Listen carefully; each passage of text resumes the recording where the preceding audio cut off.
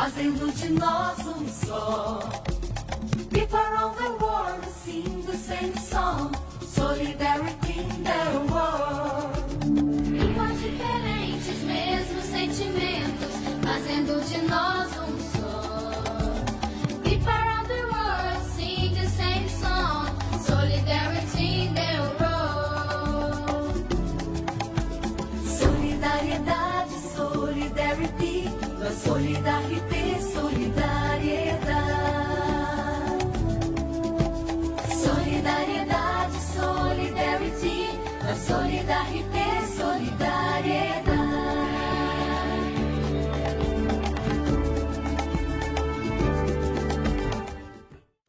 Meu amigo, minha amiga, em vídeo anterior eu me referi à concentração política como um dos instrumentos que produz a exclusão de pessoas.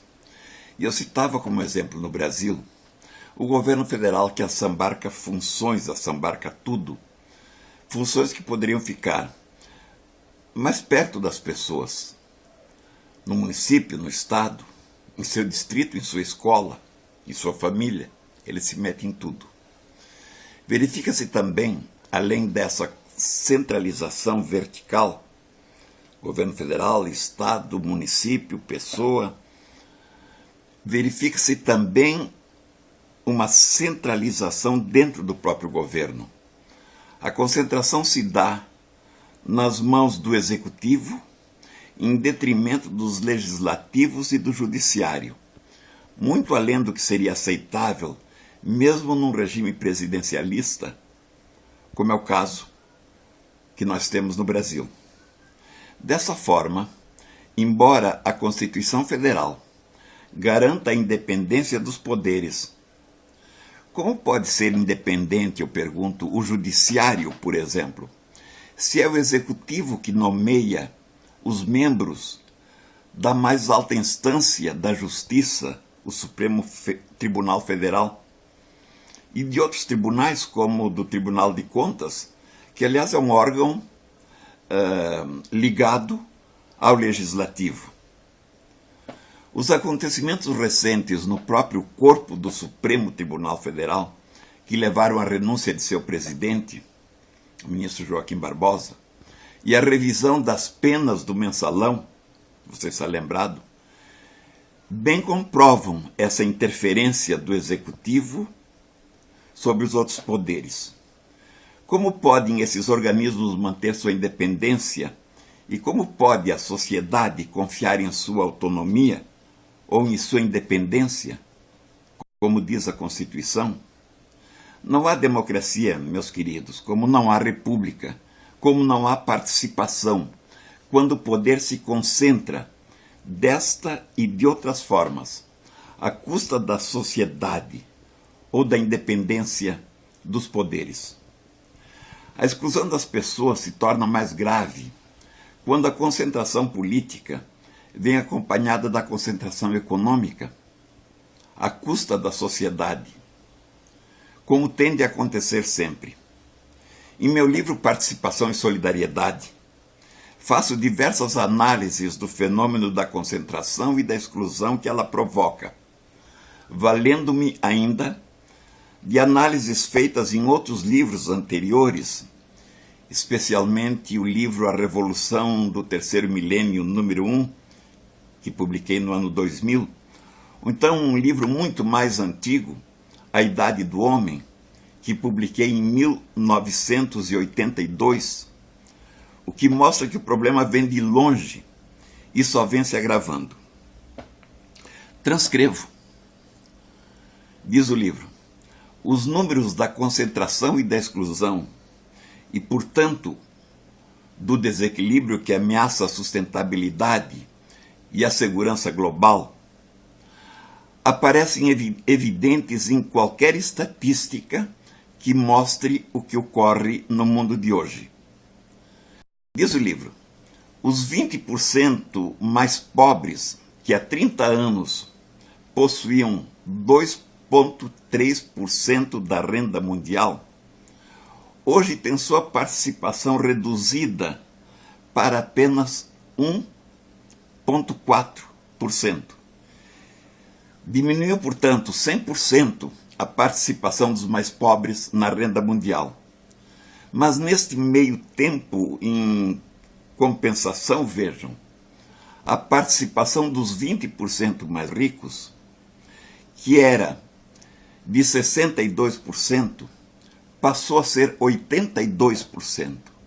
Isto é, houve uma exclusão, uma diminuição da participação dos mais pobres e houve, na mesma dimensão, um aumento na participação da renda dos mais ricos. O livro refere também outros dados. Há 30 anos, e o livro se refere à referência do relatório da Unesco de 1999, a renda média dos países ricos ultrapassava 100 vezes a renda média dos países mais pobres. E dava como exemplo $9.000 a renda nos Estados Unidos, àquela época, e dos países mais pobres, como, por exemplo, a Tanzânia, onde a renda era de $70. Portanto, a renda dos países mais ricos era mais de 100 vezes a renda dos países mais pobres.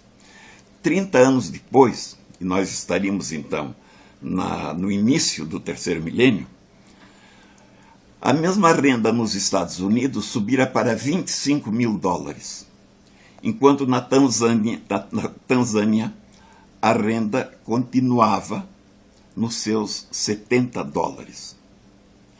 Isso quer dizer que a diferença entre a renda dos mais ricos em relação à renda dos mais pobres, que era de 100 há 30 anos atrás, passou a ser, 30 anos depois, de mais de 300. É por essas razões que ultrapassa no mundo de 2 bilhões o número de pessoas, 1 em cada 3 seres humanos, condenados a viver com menos de $2 por dia. No Brasil, a proporção é semelhante. Gente, sei que infelizmente para alguns esses números nada significam, são apenas números. Esses não veem que por trás dos números existem pessoas, homens, mulheres, crianças, pais e mães, filhos que sofrem o mesmo que nós sofreríamos se estivéssemos na condição em que eles estão. Esses que não veem por trás dos números as pessoas que sofrem são aqueles mesmos que também não acreditam que a natureza está sendo destruída, que as mudanças climáticas constituem uma ameaça sobre nossas cabeças ou sobre a geração de nossos filhos. A esses eu faço um convite muito especial, com todo amor, com todo carinho, para que acordem enquanto é tempo. No entanto, o livro conclui analisando outros dados. Se o processo de concentração, diz o livro, e exclusão, que decorre da concentração, como vimos, não for revertido, aos 2 bilhões de excluídos de hoje irão somar-se, nos próximos 50 anos, mais 4 bilhões, pelo simples crescimento da população. Esses 4 bilhões de excluídos irão nascer na África, nas periferias da Ásia e da América Latina. Eles não vão nascer nos Estados Unidos ou na loira Europa do Norte. O livro, como os relatórios da Unesco, referem-se ainda à concentração da riqueza através da fusão sucessiva das grandes empresas, que nós vemos que acontecem a cada dia na imprensa, especialmente em setores estratégicos, como os bancos, as empresas de comunicação, as empresas de petróleo e de alta tecnologia em geral, cujos ativos individuais de cada uma delas alcançam frequentemente valores superiores ao produto interno bruto de mais de 2/3 dos países do mundo, inclusive do Brasil. Nesse contexto da concentração, a riqueza, ou o PIB mundial, está crescendo a menos de 3%. No Brasil, segundo os analistas nos últimos dias, menos de 1%. Enquanto a concentração acumula valores anuais que superam mais do que o dobro desse percentual. Ou seja, a concentração cresce a mais de 6% ao ano, aumentando exponencialmente o fosso que separa os que acumulam, sejam pessoas, povos ou países, daqueles que são excluídos, sejam igualmente pessoas, povos ou países. É este processo que se torna cada dia mais insustentável e que levará a sociedade da concentração e da exclusão em que vivemos cegamente, sem contestá-la, a alguma forma de ruptura, se não houver as mudanças necessárias, uma transformação de dimensão verdadeiramente civilizatória. Haverá alguma dúvida sobre isto? É com base nisso tudo que a Carta por uma Civilização Participativa e Solidária, depois de várias referências a esse mesmo processo, conclui sobre a sociedade da concentração e da exclusão. Esta dinâmica, diz a Carta, concentração e exclusão, vem ocorrendo em processo crescente e chegará brevemente a seu momento crítico de desequilíbrio. Nós vimos isso pelos números. E, em consequência, a inevitável ruptura. Na verdade, constitui um axioma da natureza, que todo desequilíbrio, ao alcançar seu ponto crítico, se torna insustentável. É óbvio. Por que imaginar que esse axioma universal não se aplica à sociedade dos homens? Este é o alerta da Carta por uma Civilização Participativa e Solidária. Seremos nós, a nossa geração, os que governam, os que escolhemos para nos governar.